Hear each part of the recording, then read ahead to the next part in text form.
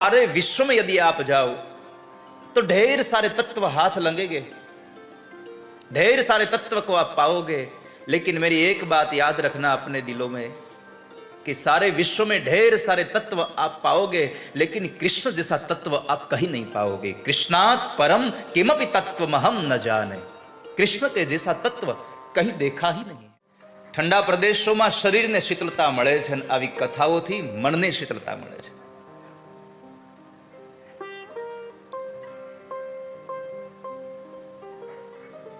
तो आजे आप सौ जયારે આ દિવ્ય કથાનો પ્રસાદ લઈ રહ્યા છો અને પ્રભુએ કૃપા પણ કરી આપણા ઉપર, ભગવાનની કૃપા વગર આ સંસારમાં કશું જ શક્ય નથી। યાદ રાખજો વાલા ભક્તો, જીવનમાં સફળતા માટેનું 3 સૂત્ર યાદ રાખવાના। તમને તમારા જિંદગીના કોઈ પણ ક્ષેત્રમાં જ્યારે સફળતા મળે ત્યારે એમાં 3 વસ્તુ પ્રાધાન્ય છે। પહેલી વાત, તમારો દ્રઢ સંકલ્પ તમને સફળતા સુધી દોરી જાય છે। સંકલ્પ વગરનું કશું જ થતું નથી ક્યારેય। તમે મનમાં સંકલ્પ ન કર્યો હોત કે આવી કથા કરવી છે તો આજે આ કથા થઈ હોત ખરી, અને કદાચ સંકલ્પ કર્યો પછી સંકલ્પને ક્યારે તમે યાદ જ ન કર્યો હોત તોય કથા ન થઈ હોત। આ દ્રઢ સંકલ્પ છે, અને વસ્તુ દ્રઢ ત્યારે જ બને ત્યારે તમે એને વારંવાર વાગોળો, વારંવાર તમે એને યાદ કર્યા કરો ત્યારે તમારી વસ્તુ દ્રઢ થઈ જાય।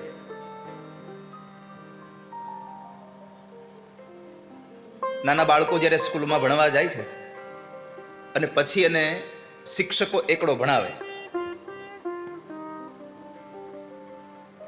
એ શિક્ષકે એને એક જ વખત એકડો બોલાવ્યો છે? ના, કેટલી વાર એમની પાસે બોલાવડાવ્યો। એકનો એક શબ્દ વારે વારે જ્યારે એમની પાસે બોલાવ્યો ત્યારે એમને એ દ્રઢ થઈ ગયો, અને પછી એ દ્રઢ થયેલી વસ્તુ જ્યારથી એને દ્રઢ થઈ ત્યારથી મૃત્યુ પામે ત્યાં સુધી એને દ્રઢ જ રહે। પછી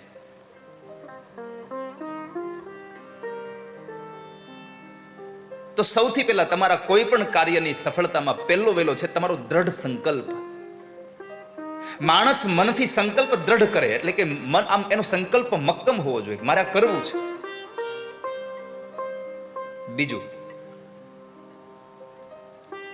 સંકલ્પ કર્યા પછી પુરુષાર્થ ન કરો તો સંકલ્પ સિદ્ધ ન થાય, માટે તમારો પુરુષાર્થ હોવો જોઈએ। તો તમે સંકલ્પ પણ કર્યો, સાથે પુરુષાર્થ પણ કર્યો। હવે ઘણા લોકો કહેતા હોય કે સંકલ્પ કરીએ અને પુરુષાર્થ એટલે કે મહેનત કરી એટલે બધું મળી જાય। ના ના ના, ખાલી મહેનત કરવાથી નથી મળતું। બાકી આપણે તો ટાઢા છાંયે બેસીને પણ ઘણું બધું કમાઈએ છીએ, અને લોકો તડકામાં સવારથી સાંજ સુધી ખેતરમાં ઘણું બધું નીંદણ કામ કરીને હાંજ પડે માંડ 200 કમાય છે। માત્ર પુરુષાર્થ પણ કામનો નથી, માત્ર સંકલ્પ પણ તમને સફળતા ન આપી શકે। તો પ્રશ્નાર્થ થઈ ગયો કે સંકલ્પ કર્યા પછી પરમ પુરુષાર્થ કર્યો અને છતાં પણ આપણને સફળતા ન મળે તો સફળતા મળે ક્યારે? ત્યારે મહાપુરુષો કહે છે કે દ્રઢ સંકલ્પ સાથે તમારો પુરુષાર્થ હોય અને એ પુરુષાર્થ અને સંકલ્પની અંદર પ્રભુની કૃપા જો ભળી જાય તો તમને તમારા કાર્યમાં સફળતા મળે। પ્રભુની કૃપા વગર તમને સફળતા પ્રાપ્ત થવી બહુ જ મુશ્કેલ છે। આ સંસારમાં ભગવદ કૃપાથી બધું થઈ રહ્યું છે, એટલે તો શરૂઆતમાં કહું છું કે કરતુમ અકર્તુમ અન્યથા કરતુમ સમર્થ ભગવાન ઠાકોરજી છે। આપણને એમ હોય કે અમે કંઈક કર્યું, ના, આ બધું જ અમારા દ્વારા ભગવાને કરાવરાયું છે। અમે તો કંઈ કર્યું જ નથી। હું કરું કરતન દૂજો કોઈ, આદર્યા કામ અધવચમાં રહે, મારો હરિ કરે સો હોય। આપણે તો બધા હું કરું કર્યા કરીએ છીએ, આપણે કશું કરતા જ નથી, બધું કરનાર ભગવાન છે। તો આજે આ નાની વાવડીના આપ સમસ્ત પટેલ પરિવાર ઉપર ભગવાનની એટલી કૃપા થઈ કે આપણે કદાચ ભગવાનના મંદિરે અથવા તો ભગવાનના તીર્થક્ષેત્રમાં દર્શન કરવા જઈએ તો કેટલા દિવસ રોકાઈએ? હે, વધીને તમે દ્વારકા ગયા હોત કેટલા દિવસ, 2 દિવસ કે 3 દિવસ રોકાવ, પછી તો ઘરે આવો જ પાછા. હાલો હવે ભગવાન પાસે આપણે ગયા હોઈએ ત્યારે 1-2 દિવસ માંડ રોકાઈએ, અને ઠાકોરજી આપણી ઘરે 7 દિવસ રોકાવા આવ્યા છે. કેટલા ભાગ્યશાળી છીએ આપણે. સ્વયં પરમાત્મા આપણે ત્યાં રોકાવા આવ્યા છે. હવે આનાથી મોટા મહેમાન નહીં આવે કોઈ દી,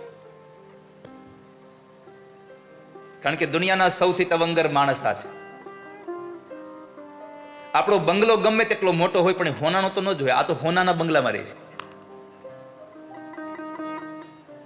અને પોતાનું જ મકાન હોનાનું હોય ત્યાં નહીં, આખી નગરી સોનાની હોય ત્યાં રહેવા વાળા માણસ છે. એવા ભગવાન કે જેને આપણા પર કૃપા કરી. જો ભાગવત જ પોતાના વખાણ પોતાની જાતે કરે તો એ આત્મશ્લાઘા થઈ જાય. પોતાની જાતે પોતે વખાણ ન કરી શકે. બડા બડાઈ ના કરે, બડા ન બોલે બોલ, હીરા મુખ સે ના કહે, લાખ હમારા મોલ. બડા બડાઈ ના કરે, બડા ન બોલે બોલ. પોતાની જાતે જ પોતાની મોટાઈ ન કહે. આટલી સુંદર કથાનું આયોજન થયા પછી તમે જો બીજાને કહેવા જાઓ કે મેં બહુ સારી કથા કરી હતી, તો એટલો પ્રભાવ ન પડે. પણ અહીંયા આવેલો અજાણ્યો માણસ જ્યારે ત્રીજા માણસને કહે કે નાની વાડીમાં બહુ સારું આયોજન હતું, ત્યારે એની શોભા વધી જાય. બડા બડાઈ ના કરે, બડા ન બોલે બોલ, હીરા મુખ સે ના કહે કે લાખ હમારા મોલ. તો પદ્મ પુરાણ અંતર્ગત 6 અધ્યાયનું મહાત્મ્ય છે, અને એ 6 અધ્યાયના મહાત્મ્યને કહેતા, મહાત્મ્ય એટલે આમ સાદી ભાષામાં જો કહેવા જઈએ તો આ ગ્રંથની પ્રારંભિક ઓળખાણ છે, ઇન્ટ્રોડક્શન છે.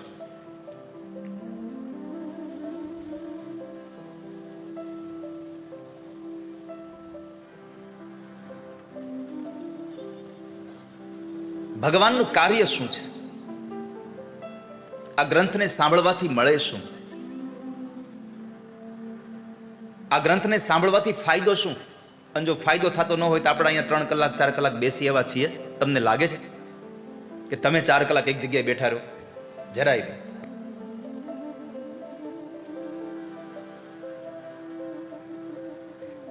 આ કથા શું આપે છે?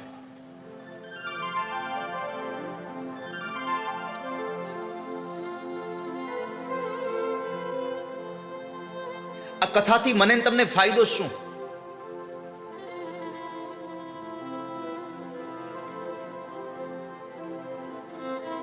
કિમ ફલમ કિમ વિધાનમ ચ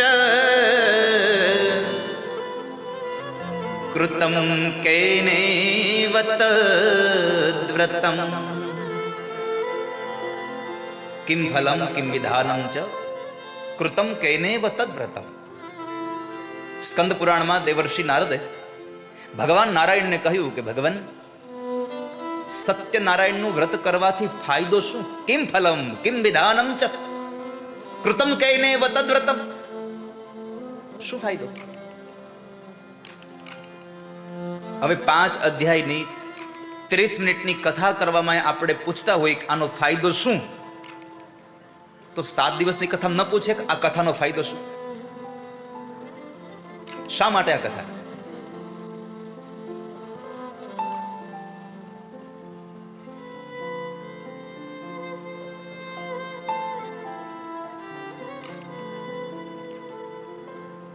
हम आपको कथा का महात्म्य सुनाते हैं.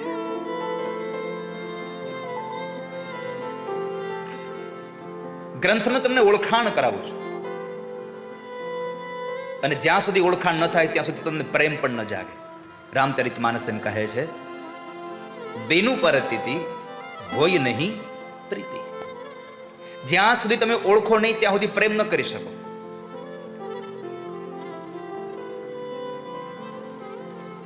અને ઓળખાણ વગરની કદાચ તમને એમાં તમારી નજર ખૂચી જાય તો સમજવું આ પ્રેમ નથી, માત્ર આકર્ષણ છે. પ્રેમ તો ઓળખાણ થયા પછી જ થાય.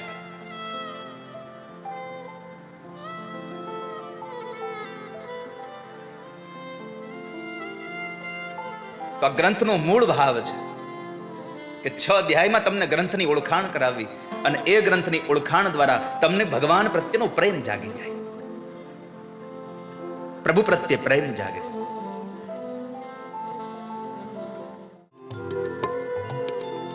આ ગ્રંથ ખાલી લાઇબ્રેરીમાંથી લઈ આવ્યા અને પુસ્તક છે એવું નથી. આપણા ઘરમાં બહુ બધા પુસ્તકો હોય છે, પણ પૂજા આપણે એ જ ગ્રંથની કરીએ છીએ જેમાં આપણને ખબર છે કે પરમાત્મા વસે છે. ભાગવત એ ભગવાનનું વાંગમય સ્વરૂપ છે. હવે આપણને એમ થાય ભગવાનનું વાંગમય સ્વરૂપ ભાગવત કેમ? તો પરમાત્મા કૃષ્ણ 125 વર્ષ આ ધરતીમાં રહ્યા અને જ્યારે ભગવાન પોતાની સ્વધામ ગમનની લીલા કરતા હતા ત્યારે ઉદ્ધવજીએ ભગવાનને પ્રાર્થના કરી, ભગવાન સતયુગ, ત્રેતા અને દ્વાપરમાં તમે હતા તો આ જીવ તમારા શરણે આવતો હતો, પણ આવનારો સમય કલયુગ છે અને કલયુગમાં તમે નહીં હોવ તો ભગવાન આ જીવ ક્યાં જશે? અને ત્યારે પરમાત્મા કૃષ્ણ બોલ્યા છે, ઉદ્ધવ ચિંતા ન કરો, હું જઈ રહ્યો છું તો માત્ર મારા પંચ મહાભૂતના શરીરથી જાઉં છું. મારું આ તેજ ભગવાન વેદવ્યાસ રચિત 12 સ્કંદ વાળું જે ભાગવત છે એ ભાગવતની અંદર મારું તેજ પધરાવતો જાઉં છું અને આ કલિકાલમાં ભાગવત એ જ મારું વાંગમય સ્વરૂપ કહેવાશે અને કળિયુગમાં કોઈ પણ જીવાત્મા ભાગવતના શરણે આવશે તો ભુક્તિ અને મુક્તિ આ બંને દેવાની જવાબદારી મારી પોતાની છે. આવું પરમાત્મા બોલ્યા છે. ભુક્તિમ ચ મુક્તિમ ચ દદાસી નિત્યમ ભાવાનુસારેણ સદા નરાણા. તમે આ ભાગવતજીના શરણે જઈ અને જેવી ઈચ્છા લઈને જાઓ એવી ઈચ્છા સંપન્ન થાય છે. ભુક્તિમ ચ મુક્તિમ ચ દદાસી નિત્યમ. ભાગવત નિત્ય તમને ભુક્તિ પણ આપે છે અને ભાગવત તમને નિત્ય મુક્તિ પણ આપી દે છે. જેવો તમારો ભાવ, ભાવાનુસારેણ સદા નરાણામ. તમે જેવો ભાવ લઈને ભગવાન પાસે જાઓ એવી ઈચ્છા તમારી સંપન્ન થાય. તો પરમાત્માનું આ વિગ્રહ શબ્દ સ્વરૂપ છે, આ પરમાત્માનું વાંગમય સ્વરૂપ છે. ભગવાનની મૂર્તિ આપણે જોઈ છે પણ મૂર્તિ બોલતી નથી જોયા, ભાગવત બોલે છે. કોઈ પણ વખતે એમ નહીં કે હું કહું છું, ભાગવત એમ કહે છે. આ સંસારના કોઈ પણ વક્તા તમે સાંભળો એ એમ ક્યારેય નહીં કહી શકે કે હું કહું છું, ભાગવત આવું કહે છે.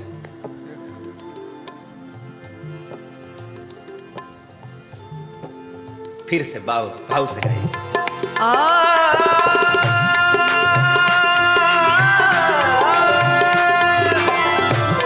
हरि का शब्द विग्रह है, श्रवण गायन ही पूजन है. हरि का शब्द विग्रह है, श्रवण गायन ही पूजन है. श्रवण यही पूजन है. मनन और ध्यान अर्चन है, मनन और ध्यान अर्चन है. कथा महिमा सुनाते हैं, सुनो सब ज्ञान से गाई कथा महिमा सुनाते हैं. कथा महिमा सुनाते सुनो सब ध्यान से भाई,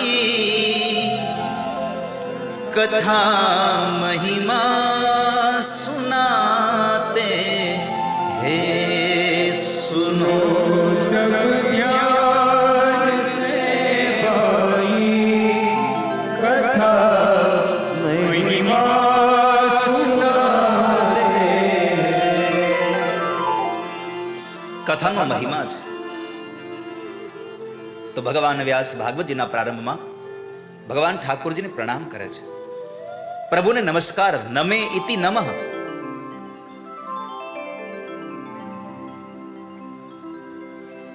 જે મારું નથી એ તમારું છે. અને તમે સામેવાળા માણસને નમસ્કાર ત્યારે જ કરી શકો જ્યારે તમારી અંદરથી અહંકાર નીકળી જાય. અહંકાર જ્યાં સુધી અંદર છે ત્યાં સુધી તમને એ નમવા ન દે અને ન દે. ગમે તેમ કરો, લેશ માત્ર પણ અહંકાર જીવનમાં હોય તો એ સામેવાળા માણસને તમે પગે ન લાગી શકો.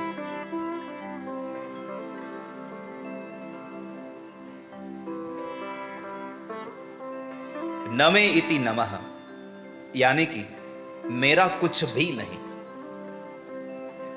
આ સંસારમાં મારું કશું જ નથી.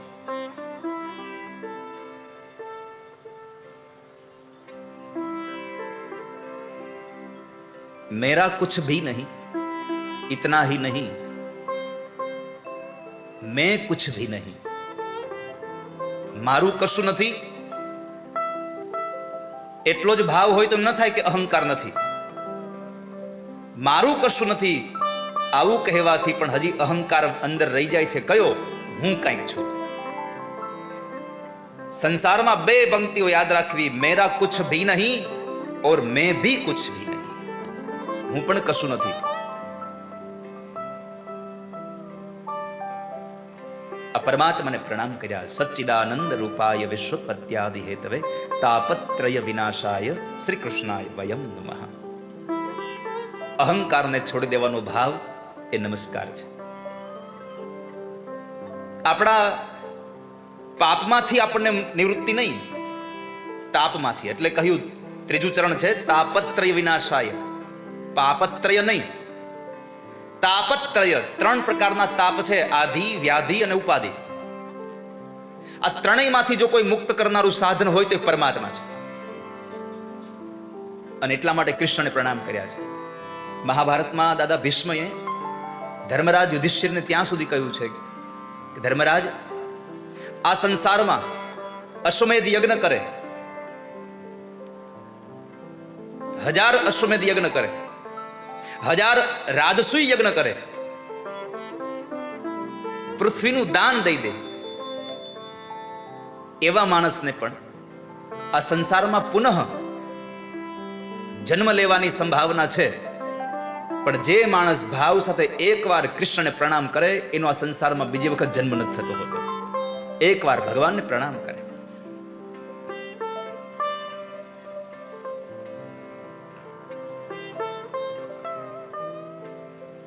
તો શ્લોક બતાવ્યો તાપત્રય વિનાશાય. આધિ, વ્યાધિ અને ઉપાધિમાંથી મને તમને જે મુક્ત કરે એ ભગવાન.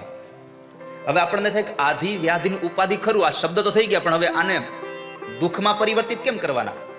આધિ એટલે શું? વ્યાધિ એટલે શું? ઉપાધિ એટલે શું? બહુ સરળ છે. જે પદાર્થ આપણી પાસે ન હોય એનું દુઃખ થાય એ આધિ છે. આપણી પાસે ગાડી હોય પણ જૂની હોય ને પાડોશીને નવી આવે અને પછી જે આપણને અંદર જે દુઃખ થવાની ચાલુ થાય એ આધિ છે.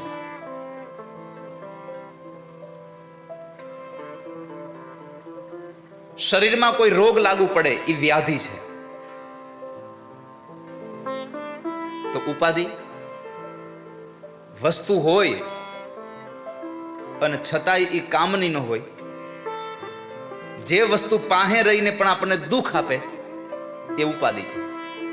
દીકરા ન હોય એ આધિ છે. સંતાન ન હોય એ આધિ છે કે મારા સંતાન નથી, પુત્ર નથી. પણ 4 દીકરા હોય, 4માંથી એકેય આપણું કયું ન કરતા હોય એ ઉપાધિ છે. આધિ, વ્યાધિ ને ઉપાધિ, આ ત્રણેયમાંથી જો નિવૃત્ત કરવાનું કોઈ શ્રેષ્ઠ સાધન હોય તો પરમાત્માનું સ્તવન છે. શ્રી કૃષ્ણાય વયમ નમઃ. ભગવાનને પ્રણામ કર્યા છે. પાપ એ છે ને ફળ છે. પાપ એ ફળ છે, પણ ફળ ક્યારે લાગે? વૃક્ષ હોય તો. વૃક્ષ હોય તો જ ફળ મળે. વૃક્ષ વગરના ફળ ક્યાંય જોયા નથી આપણે. તો પાપ રૂપી ફળમાંથી મુક્ત થવા માટે તાપ રૂપી વૃક્ષનો જ નાશ કરવો પડે, અને એ તાપ રૂપી વૃક્ષનો નાશ કરવા માટે પરમાત્માનું સ્તવન જ સામર્થ્ય છે. એના સિવાય તમને તાપમાંથી મુક્ત ન આપી શકે. તાપત્રય વિનાશાય શ્રી કૃષ્ણાય વયમ નમઃ. તો ભગવાનને પ્રણામ કર્યા પહેલા, અને પછી બીજું પ્રણામ જેણે આ ભાગવતની કથાને આપણને ઓળખાવી છે.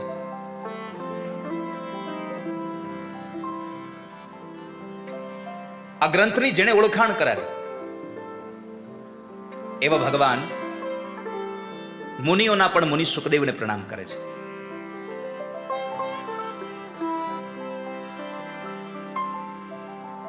શુકદેવજી મહારાજને પ્રણામ કરે અને ભગવાન વ્યાસજી લખે છે, યમ પ્રવ્રજन्तમનુપેતમપેત કૃત્યમ દ્વૈપાયનો વિરહ કાતરયા જુહા. તન્મયતયા તરભોધિનેદો સંસર્ગભૂતિહૃદયં મુનિમાનતોસ્મિ. તમ સર્વભૂત હૃદયમ મુનિમાનતોસ્મિ. યમ પ્રવ્રજन्तમ અનુપેતમ અપેત કૃત્યમ. અનુપેતમ અપેત કૃત્યમ.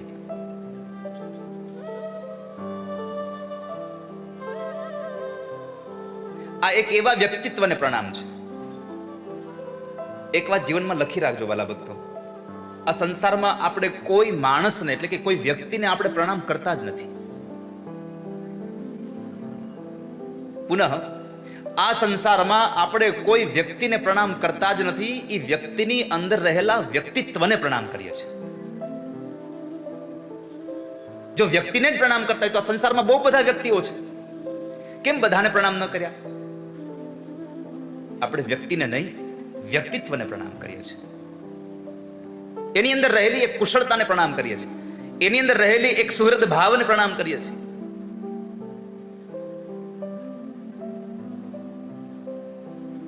તો જેને જન્મતાની સાથે જ વૈરાગ્ય લાગી ગયો. સુખદેવજી મહારાજનું પ્રાગટ્ય 16 વર્ષ થયું. 16 વર્ષ સુધી માના ઉદરમાં રહ્યા, અને પછી જ્યારે એમણે માના ઉદરની અંદર વેદ મંત્રનું ગાન કર્યું, ત્યારે વ્યાસજીને થયું કે મારા પત્નીના ઉદરમાં કોઈ બ્રહ્મ તત્વ પડ્યું છે. અને વ્યાસજીએ પ્રણામ કરીને કીધું, તમે બહાર આવો.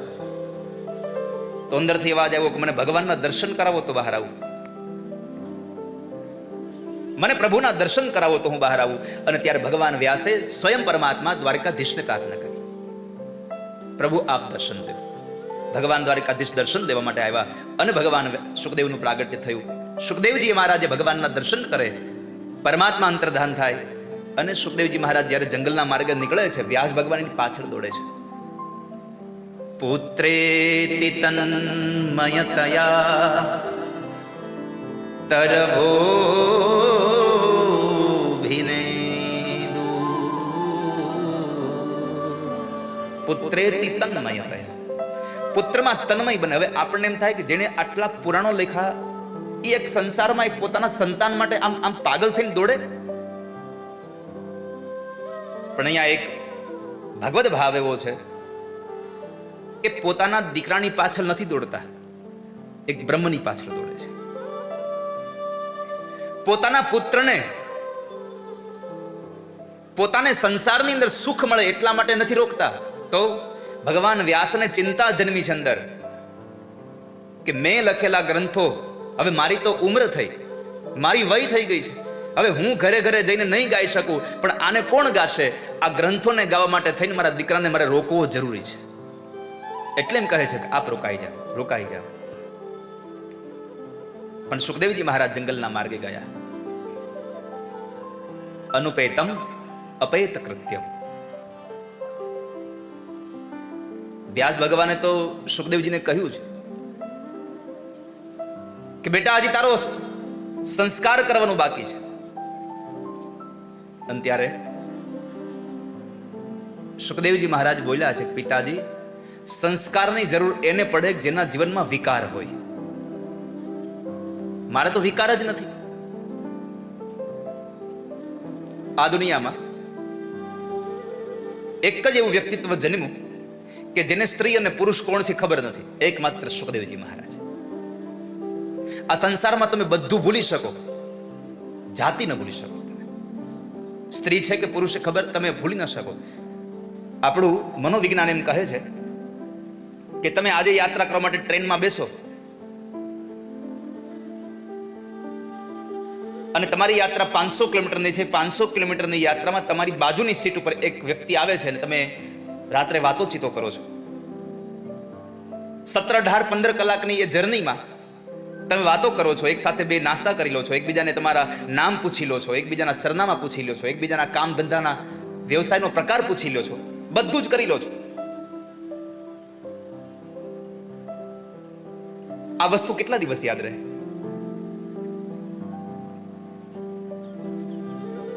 મેં પ્રશ્ન કર્યો તમને, તમે પૂછેલું સામેવાળા માણસનું નામ, એના ગામનું નામ, એનું સરનામું, એનો વ્યવસાય શું, કેટલા દિવસ યાદ રહે તમને? વધીને કદાચ એકાદ વર્ષ, 2 વર્ષ યાદ રહે, પછી તમને યાદ ન આવે. પણ કદાચ 50 વર્ષ પછી પણ તમને પૂછવામાં આવે કે તમે જ્યારે મુંબઈની સવારી કરતા હતા ત્યારે તમને કોણ મળ્યું હતું, તો તમે કહેશો નામ યાદ નથી પણ કોઈ ભાઈ હતા. તમે જાતિ કોણ હતું, સ્ત્રી હતું કે પુરુષ, આ નહીં ભૂલી જાવ કોઈ દિવસ. એ તમને સદૈવ યાદ રહેશે. એક સુખદેવજી મહારાજ એવા છે કે જેને કોણ સ્ત્રી અને કોણ પુરુષ એની ખબર જ નથી. કારણ જેનું કોઈ કર્તવ્ય જ નથી, ન કોઈ પ્રવૃત્તિ ન કોઈ નિવૃત્તિ. માણસ પ્રવૃત્તિમાંથી નિવૃત્ત થાય એ વાત સામાન્ય છે. માણસ પ્રવૃત્તિ કરતા કરતા નિવૃત્ત થાય એ સામાન્ય છે, પણ નિવૃત્તિમાંથી પણ નિવૃત્ત થઈ જાય એ બહુ અઘરું છે. નિવૃત્ત થયા પછી નિવૃત્ત રહેવું બહુ અઘરું છે. આપણે 58 વર્ષ સુધી નોકરી કરી હોય, પછી એકાદ વર્ષ જ્યારે આપણું પેન્શનનું પસાર થાય પછી હું કહી મને એકલા બેઠા બેઠા કે ગમતું નથી, પાછા આપણે નોકરીએ ચડીએ. તો નિવૃત્ત થવું એ નિવૃત્તિનો અર્થ. કેવલ સહજ ભાવ જેનામાં છે, જેનો સહજ સ્વભાવ છે, એવા ભગવાન સુખદેવજી મહારાજને પ્રણામ છે. પિતાજી, મારામાં તો વિકાર જ નથી.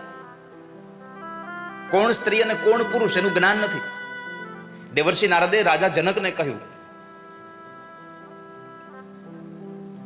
કે મારી અને સુખદેવની જો તુલના કરવામાં આવે તો અમારા બેમાંથી મોટું કોણ?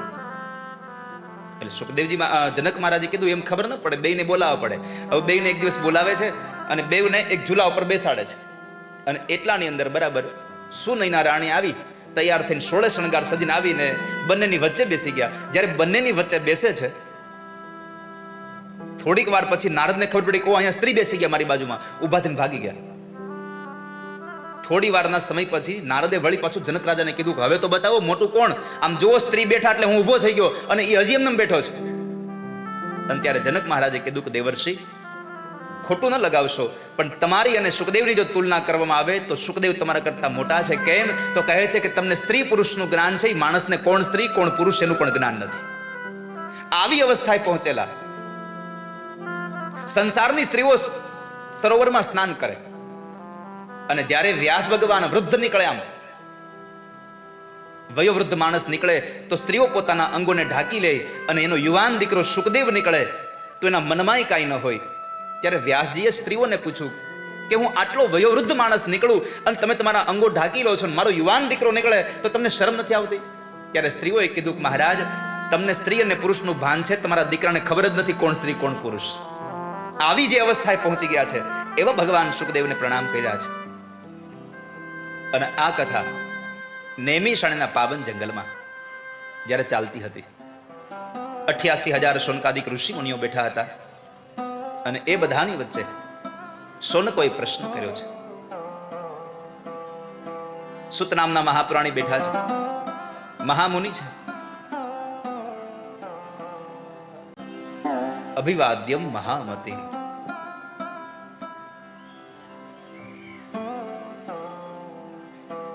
મહામતી એક ભાગવતના એટલે કે પુરાણના વક્તાને મહામતીમ તરીકે અહીંયા સંબોધન લખ્યું છે. સુતમાસિતમ અભિવાદ્યમ મહામતી. અભિવાદન કર્યું છે. આઈએ મહામતી. હવે આપણે બુદ્ધિશાળી કોને કહીએ? અહીંયા તો જે ભગવાનની કથા સંભળાવે એને બુદ્ધિશાળી કદાચ છે, પણ આ સંસારમાં આપણે કોકનું કરી નાખીએ ને કે આલા બુદ્ધિ બહુ આની ગમે નું કરી નાખે, આપણે એને બુદ્ધિશાળી કહીએ પાછા.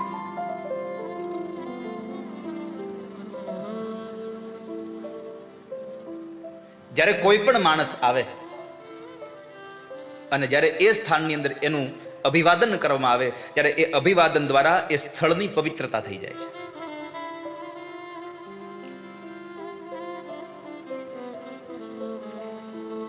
નૈમિષારણ્યના એ પવિત્ર તીર્થમાં ભાગવતમાં તો એવું બતાવ્યું છે કે સંસારમાં જેટલા તીર્થ છે એ બધામાંથી સર્વશ્રેષ્ઠ કોઈ તીર્થ હોય તો વારાણસી છે, કાશી છે.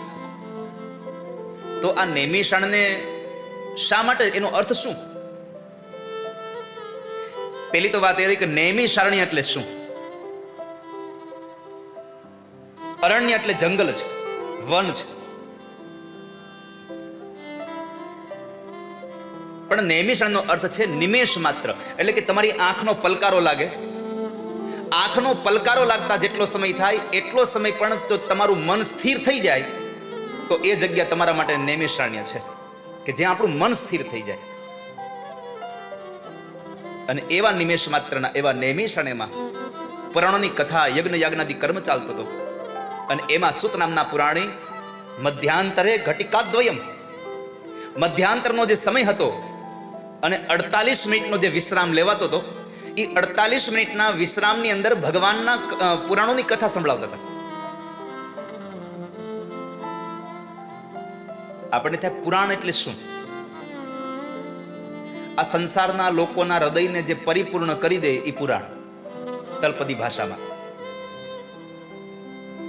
પુરાણી અંતઃકરણાની જીવ હૃદયાની અનતિ ઉજ્જીવયતિ ઇતિ પુરાણમ.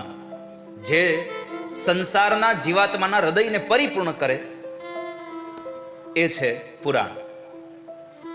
અને એ સભા ભરીને જ્યારે 88,000 શૌનકાદિક ઋષિઓ મેં બેઠા હતા, સુત નામના મહાપુરાણી હતા, ત્યારે શૌનકોએ પ્રશ્ન કર્યો, બાપજી અમારા જીવનમાં રહેલો અજ્ઞાન જે છે એને દૂર કરો. અજ્ઞાન ધ્વાંત વિધ્વંસ કોટિ સૂર્ય સમપ્રભ સુતાખ્યાયી કથા સારમ મમ કર્ણરસાયનમ.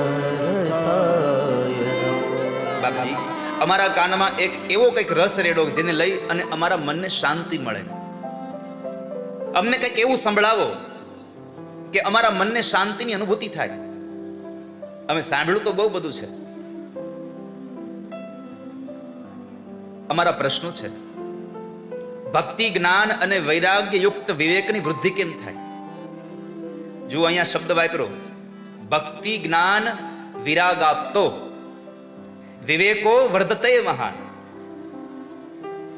અમારા જીવનમાં ભક્તિ અને જ્ઞાન અને વૈરાગ્ય વિવેક આવે, પણ એ વિવેક વૈરાગ્ય સભર હોવો જોઈએ, વૈરાગ્યથી યુક્ત હોવો જોઈએ. સંસારમાં લોકોને વિવેક હોય પણ એ વિવેકમાં જો વૈરાગ્ય ન હોય તો એનું કઈ કારણ નથી. તો પહેલી વાત એ છે કે વૈરાગ્ય સભર વિવેક અમારા જીવનમાં કેમ રહે. બીજું, વૈષ્ણવ લોકો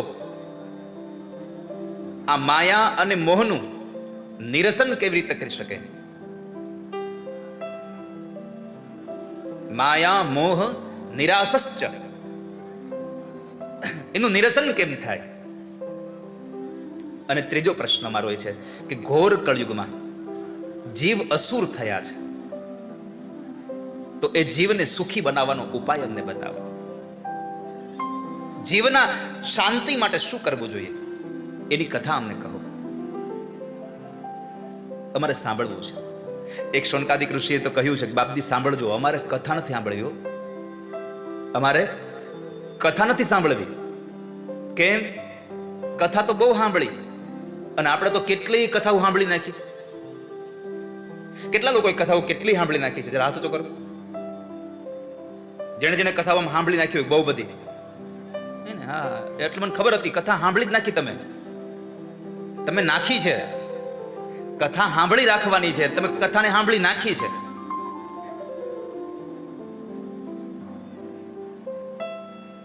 એટલે તો આપણો આખો ભગત લખે છે ગુજરાતીમાં, કથા સુણી સુણી ફૂટ્યા કાન, તોય ના આવ્યું બ્રહ્મ જ્ઞાન.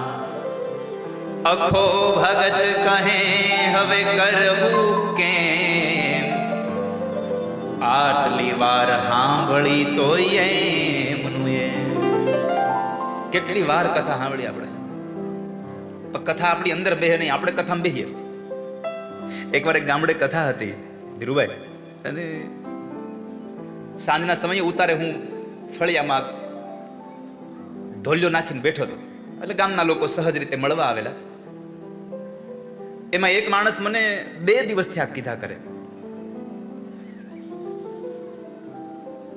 કે દાદા તમે જે ભાગવત વાંચવા આવ્યા ને એ ભાગવત હોમરવા હું 7 વાર નીકળી ગયો છું.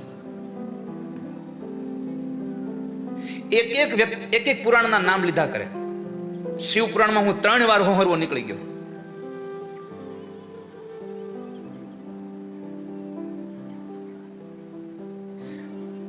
પણ પેલા દિવસે જયારે એટલે બહુ મોટી બધી આ ધર્મની વાતો કરતો હતો ને, ત્યારે ગામના વ્યક્તિઓ મને જરાક એમની ઓળખાણ આપી દીધી. એટલે મેં એને બીજા દિવસે કીધું કે હે ભાઈ તમે ભાગવત હોમરવા કેટલી વાર નીકળ્યા? 7 વાર. શિવ પુરાણમાં તો કે 3 વાર. રામાયણમાં 5મી વાર ચાલુ છે. બરાબર. તમે ભાગવત હોમરવા નીકળી ગયા, તમે શિવ પુરાણ હોમરવા નીકળી ગયા, તમે રામાયણની હોમરવા નીકળી ગયા. એક ખાલી બાકી રહી ગયું, તમારા ભાઈના ફળિયા હોમરવા નીકળવું બાકી રહી ગયું છે. એક જ ફળિયામાં રહીને પણ તમે આડી દિવાલ કરી છે. જો તમે તમારા પરિવારના લોકો સાથે અબોલા થયા તમારા, તો સમજવાનું આપણે કથાઓ સાંભળી જ નથી. સગા બે ભાઈઓ બોલતા બંધ થઈ જાય. એક ફળિયામાં તમે દિવાલ કરી દો, અને પછી તમે ગામમાં બહેન એમ કહો ચોરે બહેન હાલો આપણે રામાયણ વાંચીએ, તો ધૂળ પડી રામાયણમાં. એ તમારા ધર્મમાં કાંઈ નથી કે જે તમને તમારા પરિવારજનોથી, તમારા સ્નેહીજનોથી તમને દૂર કરે. આ ભગવાનની કથા એવી છે કે તમને એક માંડવામાં 4 કલાક હારે બેહારે છે. પાલા બાપા, આ ભગવાનની કથા બેહાડે તમને. લગ્નમાં તમે એમ નહીં બેહો.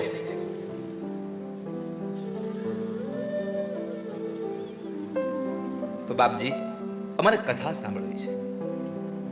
એક એવું રસાયણ અમારા કાનમાં રેડો, અને એ પણ કેવું કથા સારમ, બહુ લાંબુ નહીં. જો વ્યાસજી અને સુખદેવજીએ જે કથા કરી, કથા કરવા જે કોઈ આવે જ નહીં અહીંયા. સવારના સૂર્ય ઉદયથી લઈ અને સૂર્ય અસ્ત સુધી કથા થાય. એમાં માત્ર વચ્ચે મધ્યાંતરે ઘટિકા દ્વયમ 48 મિનિટનો વિશ્રામ આવે ખાલી, જેમાં સંધ્યાવંદન અને ભોજન ફળ આહાર કરવાનું. આખો દિવસ કથા. એટલે અહીંયા ભગવાનની ભાગવતમાં લખાયું છે કથા સારમ. સંક્ષિપ્ત સંભળાવો, પણ એવું સંભળાવો કે પછી બીજું સાંભળવાની ઈચ્છા ન થાય. અમારા કાનમાં રસાયણ રેડું. આપ જેવા ગુરુજી અમને મળ્યા છે. અમે તો ધન્ય થયા, તમારા જેવા વિદ્વત માણસ અમને મળ્યા છે. આ સંસારમાં યોગ્ય ગુરુ અને યોગ્ય શિષ્ય મળે તો બંનેનો જન્મારો સુધરી જાય. મિલે એસા કોઈ સંત ફકીર, પહોંચાવે ભવ નદિયા કે તીર. આજના માટે તમને એક સુવિચાર.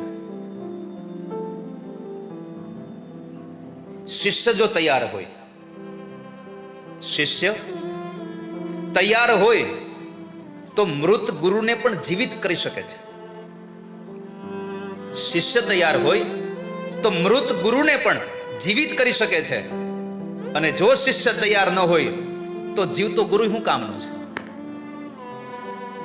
ગુરુમાં તાકાત બહુ છે, પણ શિષ્યને કઈ ભણવાની ઈચ્છા જ નથી,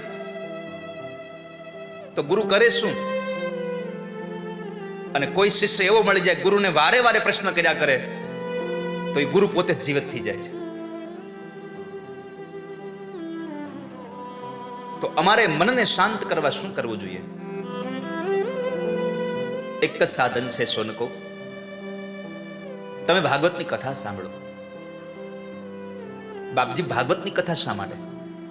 તો કહે છે વેદોપનિષદામ સારાન જાતા ભાગવતી કથા.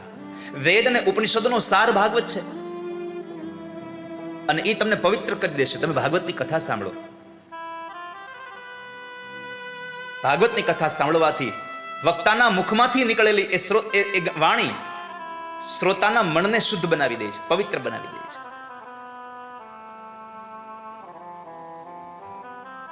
માટે તમે ભાગવતની કથા સાંભળો.